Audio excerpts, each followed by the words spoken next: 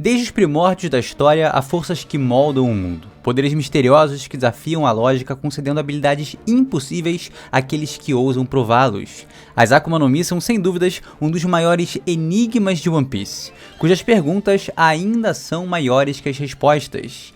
Será que já entendemos suas verdadeiras origens? Ao longo da jornada do Chapéu de Palha, aprendemos que essas frutas podem carregar a vontade de antigos seres, que seu despertar pode transformar a realidade, e que seu papel na história do mundo vai muito além do que imaginamos. Mas ainda há algo maior escondido nas entrelinhas. E se 3 das mais importantes Akuma no Mi já vistas tivessem um único ponto de origem?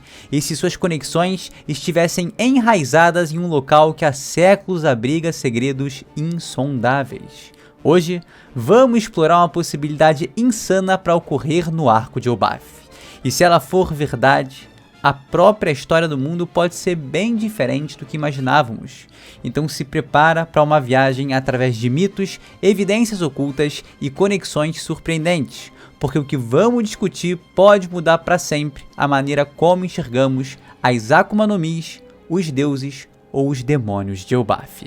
Essa teoria é mais solta, tem uma tonelada de especulações, é curta, bacana e doida, mas não deixa de ser interessante. E principalmente divertida, com pontos que realmente nos fazem pensar. Inclusive, tem alguns detalhes dentro dela que, meus queridos, vão fazer você sair daqui com uma pulga atrás da orelha. Então eu te peço aquele like, tá? Eu sou o Lip, esse é o canal Chapéu de Palha, e se por acaso você ainda não é inscrito, por favor se inscreva e venha fazer parte dessa tripulação. Agora, permita-me começar explicando a premissa da teoria de hoje. A Árvore Adão de Elbaf é o local de nascimento de 3 das frutas mais importantes de toda a história.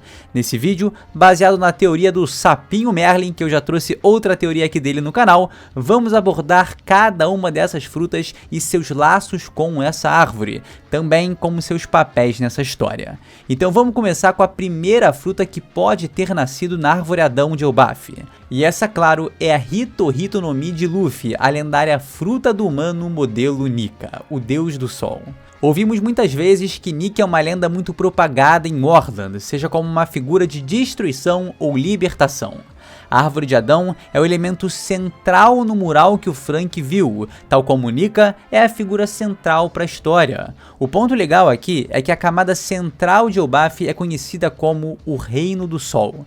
Então a suposta Gomu Gomu no Mi não poderia ter nascido nessa região, a divindade do Sol e o Reino Solar.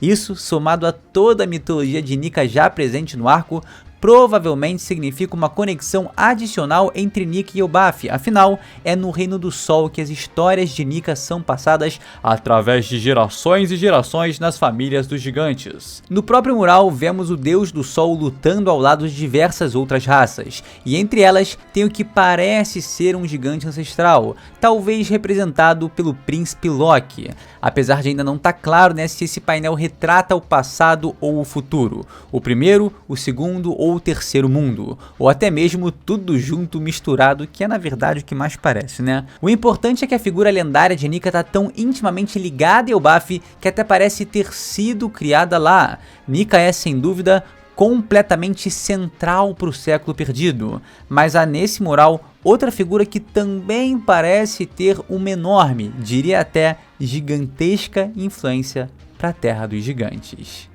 Isso nos leva à próxima fruta, a Akuma no Mi lendária ainda não nomeada do Príncipe Loki. Aqui é importante mencionar que existe todo um universo de possibilidades para ela. Pode ser que ele na verdade nem tenha a fruta e tudo isso seja um gigantesco blefe. Mas vamos trabalhar em cima da ideia de que sim, tá? O Loki é de fato um usuário de Akuma no Mi. Afinal, o cara tava lá todo amarrado em Kairosek, em muito Kairosek. Sabemos que essa fruta de Elbaf foi passada de geração em geração pela família real de Elbaf, por sabe-se lá quanto tempo. Então, mais do que qualquer uma, o local de nascimento dessa fruta pode muito bem ser Elbaf, realmente um tesouro nacional para essa enorme nação. Por causa da antiguidade da Árvore Adão e como a fruta de Loki foi passada de geração em geração, faz muito sentido que ela tenha sido criada lá, né? Talvez o deus da natureza, da floresta, também também tenha sido responsável por criar a própria árvore Adão. Então seria interessante se essas 3 frutas viessem de lugares distintos dessa árvore. E como essa fruta que estamos falando é a do Loki, faz sentido que seu local de origem seja exatamente onde o príncipe dos gigantes esteve amarrado nos últimos anos, o submundo de Elbaf. Até porque a fruta do Loki provavelmente vai estar conectada com destruição, com o caos, algo que casa bem, né, com o conceito apresentado dessa região mais abaixo de Elbaf. Então eu espero que a gente possa ver a fruta do Loki em ação nos próximos capítulos. E em relação à árvore Adão, cara, Oda colocou ela centralizada nesse mural porque ela é extremamente importante para a história geral. E pode ser que por ser uma árvore, né, e claro, ter relação com as frutas e tudo mais, ela seja de fato a origem das 3 frutas do diabo mais incríveis dessa obra. Ou pelo menos as mais incríveis e que vão ter mais importância para o arco de Elbaf. E agora, vamos para a última. E vamos finalizar com a Gorogoro no Mi, a fruta do deus Enel. Um dos principais fatores da teoria de hoje é esse. O autor dela acredita que Birka, o reino de onde o Enel vem, na verdade reside na camada do céu de Elbaf, sendo assim uma região celestial. À primeira instância eu achei essa ideia um pouco fora de órbita, se é que vocês pegaram o trocadilho. Mas a real é que o Enel parece ter algumas relações inspiradas em Nika. O seu próprio ataque Eltor casa perfeitamente com a temática de Elbaf. E o Uruj, né, outro personagem que muito se espera que apareça em Elbaf, também parece ser um Birkan como Enel. Então será que a região celeste do local poderia ser Birka? É complicado porque foi mencionado que essa ilha celestial se encontrava a sudeste de Skypiea. Só que vai saber, né, pegando aí o mapa virado de One Piece, uma loucura total, norte, sul, leste, oeste, tá ali 90 graus, uma loucura. Então às vezes essas regiões se conectam de alguma forma, né? Às vezes, a história antiga, ou quem sabe até a história recente de Birka, tem alguma ligação com o reino celestial de Elbaf. Enfim, vamos seguir aqui com o pensamento do Sapinho Sapão. É o seguinte, a gente não vê nenhuma indicação de que frutas do diabo existiam na lua. Não tinha aí uma vegetação, não tinha muita coisa ali para uma fruta nascer, né? Que também, inclusive, a lua é chamada de Birka. E pode ser o caso de que eles usaram seu conhecimento de eletricidade em conjunto com o deus da floresta para produzir a fruta de Enel quando chegaram ao planeta azul. Porque o importante ressaltar aqui é o seguinte: os autômatas existiam na Lua há sabe-se lá quanto tempo, mas a energia do Enel foi o combustível necessário para acordá-los de um sono secular milenar. Então a ideia de eletricidade já existia naquela época, assim como fica evidente com o Vegapunk falando que o mundo era muito mais evoluído no passado, né? Enfim, no capítulo mais recente, aprendemos que um raio causou a destruição de uma vila nos galhos de Elbaf. É possível que esse ataque de cima tenha vindo do próprio Enel quando ele destruiu Birka. Vocês lembram que é mencionado que ele destruiu sua terra natal? E se ela fosse em um galho de Elbaf, né? Se ela fosse acima de um galho de Elbaf, então quando ele deu o seu ataque para destruir ela, acabou levando também ali um galho de Elbaf, botando fogo nele e acabando destruindo outra vila, né? O Enel, com a fruta do raio, teria todo o potencial do mundo para destruir vilas de Elbaf. Quando as raças do céu desceram da lua muito tempo atrás, eles podem ter pousado numa área extremamente elevada do mundo, né? E onde poderia ser isso? No caso, o topo de Elbaf. Também aprendemos que o raio, né, é uma das principais fraquezas do país. Talvez isso possa levar o retorno do Enel à história, como muitos especulam e geral já tá ligado. Agora, por que a fruta do Enel é tão importante? Como vimos quando ele chegou na Lua, sua fruta foi capaz de reativar centenas de autômatas, bem como despertar a própria cidade antiga.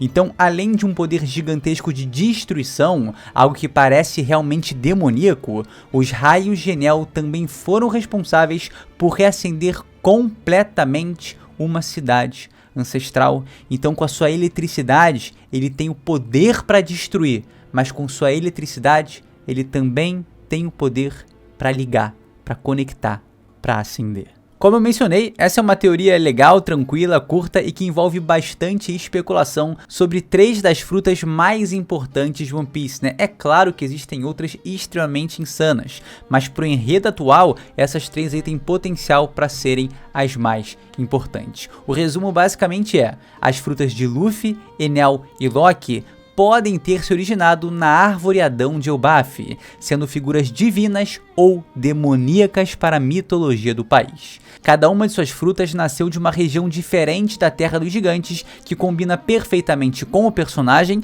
e os poderes da fruta: o deus Enel e seus raios no Reino Celestial, Luffy e sua liberdade no Reino do Sol, o Loki e a sua destruição no Submundo. Meu querido, obrigado por assistir esse vídeo, tá? Como eu mencionei no último, eu tô de mudança, cara, internacional, então assim, tá tudo uma zona, uma loucura total, mas se tudo der certo, no próximo vídeo eu já tô aparecendo de novo, tranquilão, e eu espero que você tenha curtido esse conteúdo aqui, beleza? Te peço aquele like que ajuda muito e também pra você se inscrever no canal caso não seja inscrito. Cara, vem fazer parte dessa tripulação, o apoio de vocês significa muito pra mim, de verdade. Então é isso. Tamo junto, a gente se vê sem sombra de dúvidas num próximo vídeo. É isso, galera. Valeu!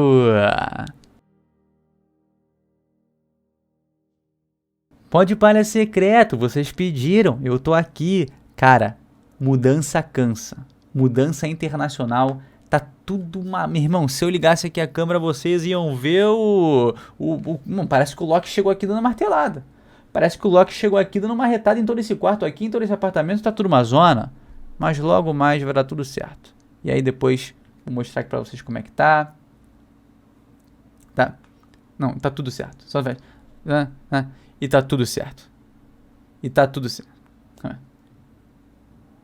E tá tudo certo. Na real, o que eu queria falar aqui pra vocês é, meu irmão, que partidão absurdo foi Real Madrid e Atlético de Madrid pelas oitavas de final da Champions League. Meu irmão, 20 segundos de jogo, um gol. E depois intenso e tenso, mano, o tempo todo. Cara, que jogaço. Isso que é incrível do futebol. E, meu irmão, eu acho que o Real Madrid tem o pacto com o Imusama, mano. Pô, não tem como, cara. Os cara conseguem, eles brilham no fim, mano. É sempre assim, cara. Pô, o Atlético tava merecendo levar, aí simplesmente vai pros pênaltis. Meu irmão, 2 toques na bola. Ai, Jesus Cristo. Meu irmão, doideira total. É isso, Real Madrid fechado, impactado com... Impactado é bravo. Compacto fechado com o Imusama.